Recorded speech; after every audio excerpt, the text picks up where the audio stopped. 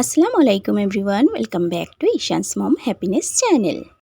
আজকের ভিডিওটা একদম বাবার বাড়ির ছাদ বাগান থেকে শুরু করেছি। এর আগে ভিডিওটা যারা দেখেছেন তারা দেখেছেন এখান থেকে আমি পুঁইশাক কেটে নিয়ে রেসিপি বানিয়েছিলাম, আর আজকে বেগুনের রেসিপি বানাবো। সে কারণে মা বেগুনগুলোকে কাটছে, আমি একটু ভিডিও বানিয়ে নিচ্ছি। ছাদ বাগানের একদম টাটকা বেগুন। তো বাবার বাড়ি গেছিলাম, শ্বশুরবাড়ি আসার সময় বেগুনগুলোকে নিয়ে এসেছি। ভাবলাম বেগুন গাছটাও আপনাদের সঙ্গে একটু শেয়ার করে দিই। তো গাছে যতগুলো বেগুন ছিল, 4-5টা ছিল, সবগুলোই মা কেটে দিয়ে দিল। আবারও হবে গাছে। কি সুন্দর দেখতে লাগছে তাই না বেগুনগুলো?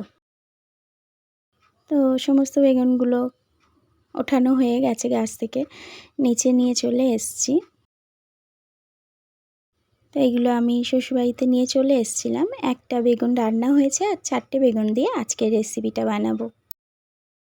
আজকের রেসিপিটা বানানোর জন্য বেগুনের এই ডাঁটিগুলো থাকলে ভালো হতো, কিন্তু যেহেতু আমি বাবার বাড়ি থেকে আসার 2 দিন পর বানাচ্ছি, তো ওগুলো ছেড়ে ছেড়ে গেছে বেগুন থেকে। তা কী আর করা যাবে, ওগুলো ছাড়াই বানাচ্ছি। আর একটার মধ্যে ডাঁটিটা ছিল। বেগুনগুলোকে আগে খুব ভালোভাবে ধুয়ে নিয়েছি, তারপর মাঝখান থেকে অর্ধেক করে কেটে নিয়েছি। তারপর একটা ছুরির সাহায্যে এইভাবে করে হাফ হাফ করে কেটে কেটে নিচ্ছি। দেখেই বুঝতে পারছেন কিভাবে কেটে নিচ্ছি আমি। বেগুনটা গোটা থাকবে, কিন্তু গোটা মানে অর্ধেক থাকবে। আর ছুরি দিয়ে এইভাবে করে কেটে কেটে নেব। তো বেগুনগুলো যখন ওঠাচ্ছিল মা বলছিল ঈশানকে একটু এইভাবে ভেজে দিও। তাই ভাবলাম রেসিপিটা আপনাদের সঙ্গেও শেয়ার করি। তো সমস্ত বেগুনগুলোকে আমি একইভাবে কেটে নেব।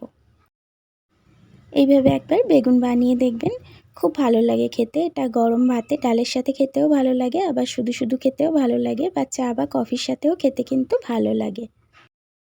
আর এটা মুড়ি চানাচুরের সাথেও খেতে ভালো লাগে সন্ধ্যাবেলা। এই তো সমস্ত বেগুনগুলোকে আমি একইভাবে কেটে নিয়েছি। এখানে আমি 1 বাটি মুড়ি নিয়েছি। মুড়িটাকে একটা ব্লেন্ডার জারের মধ্যে দিয়ে গুঁড়ো করে নেব।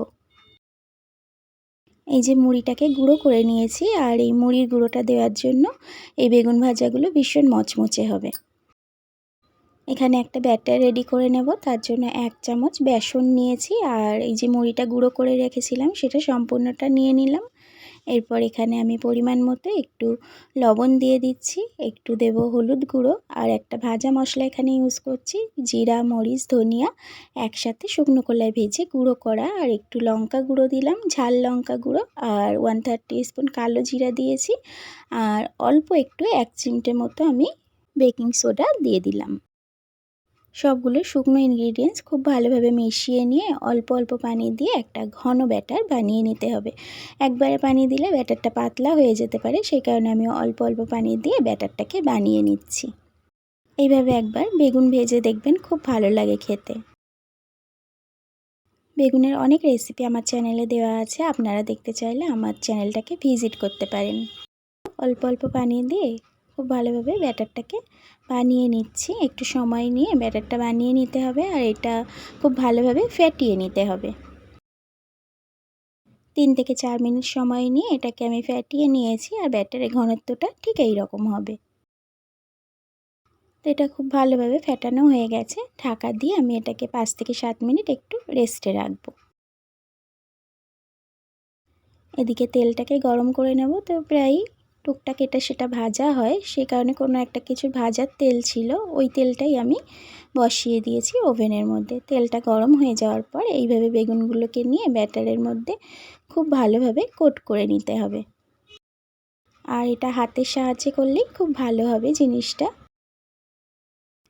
আপনারা চাইলে বেগুনের খোসাটা ছাড়িয়ে নিতে পারেন। আমি একদম বেগুনগুলো কচি ছিল, তো সেই কারণে আর খোসাগুলোকে ফেলিনি। তো এইভাবে দুটো দিক খুব ভালোভাবে কোটিং করে গরম তেলের মধ্যে দিয়ে দেব। তো আমি দুবারে ভাজবো। তো একইভাবে সমস্তগুলোকে ভেজে নেব। আর একটা বেগুন নিয়ে এইভাবে খুব ভালোভাবে হাতের সাহায্যে কোটিং করে আমি গরম তেলের মধ্যে দিয়ে দেব।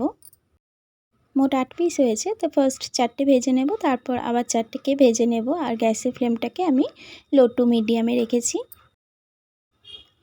এইভাবে করে দুটো দিক উল্টে পাল্টে লাল লাল করে ভেজে নিতে হবে। আর গ্যাসের ফ্লেমটা হাই করে দিলে বেগুনটা একটু কাঁচা কাঁচা থেকে যেতে পারে, সেই কারণে লো টু মিডিয়ামে দিয়ে এইভাবে করে ভেজে নিচ্ছি। এগুলো দুটো দিক খুব ভালোভাবে ভাজা হয়ে গেছে। এগুলোকে উঠিয়ে নেব আমি।